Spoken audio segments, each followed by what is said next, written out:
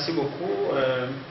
À ce jour, je peux dire que la province, par l'entremise du ministre de la Santé, avec la volonté propre de son Excellence, Monsieur le gouverneur de la province, Kanis Makofi Kabamba, a réussi en 8 mois, depuis notre installation, à améliorer la santé des Congolaises et des Congolais et à apporter un appui important au niveau du ministère de la Santé et du secteur. Parce que jadis, la ligne réservée à l'appui du gouvernement provincial dans les domaines de la santé acquisait un solde débiteur. Mais depuis l'arrivée de son Excellence, Monsieur le gouverneur de province, Kanis Makofi Kabamba, nous avons réussi à inscrire un montant, une somme importante sur la ligne réservée aux appuis du gouvernement provincial dans le secteur de la santé, notamment dans l'infrastructure. On a actuellement un centre pédiatrique moderne construit avec les fonds propres de la province et une pharmacie, une ambulance remis à la division de la santé de la province. Il y a d'autres choses qui ont été faites, en l'occurrence l'appui pour également dans le secteur de l'infrastructure pour la construction. Nous avons débité la construction d'une maternité à Bachongo. Nous avons réhabilité les salles de réunion au niveau de la zone de santé de Kaemba, de Kajiji et de Panzi, et également au niveau de Tembo où une grande salle est en train d'être réhabilitée avec les fonds propres. Nous pensons faire mieux et ben voilà, les temps pressent parce qu'en 8 mois, je pense que c'est la première fois qu'un appui important soit accordé au secteur de la santé.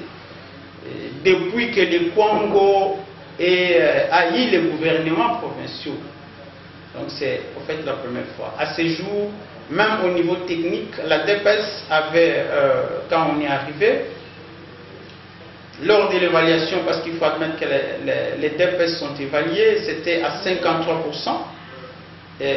À notre arrivée, là nous sommes au T2, au T3, ils sont montés à 73 et au T4, ils sont à 85. C'est en fait une évaluation globale qui montre l'évolution de la DPS. Les points de départ et au niveau où nous sommes, nous pouvons dire que notre système de santé, la DPS qui englobe les activités de tous les secteurs de santé, en fait de la DPS elle-même et des 14 zones de santé, montre que notre système de santé est en train d'avancer au pas des géants. Oui, effectivement, c'est une réputation, malheureusement, on est tristement célèbre à cause de cette maladie qui ne veut pas quitter la province. C'est depuis des années que la maladie a été diagnostiquée, malgré les différentes études, malgré les différentes interventions.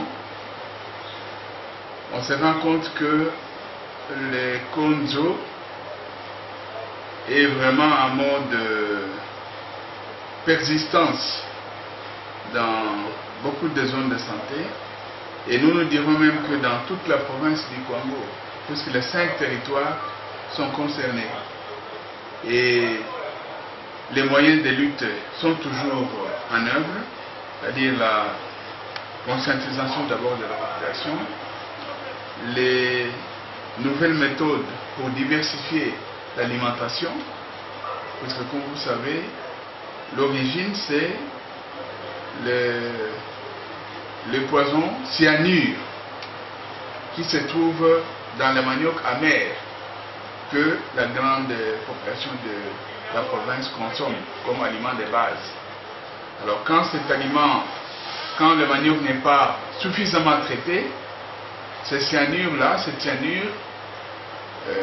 agit comme un véritable poison dans le corps et à la longue, chez les personnes fragiles, surtout les enfants et les personnes fragiles, comme les femmes en âge de procréer, etc. Et à cela associer des facteurs favorisants, comme la sous-alimentation, la pauvreté même des autres aliments qu'on peut trouver sur place, et ça déclenche des épidémies de Konzo dans plusieurs cités au niveau de toute la province. C'est un grand souci, mais nous ne baissons pas les bras. Avec différents partenaires, la lutte continue et j'espère qu'un jour on pourra la vaincre.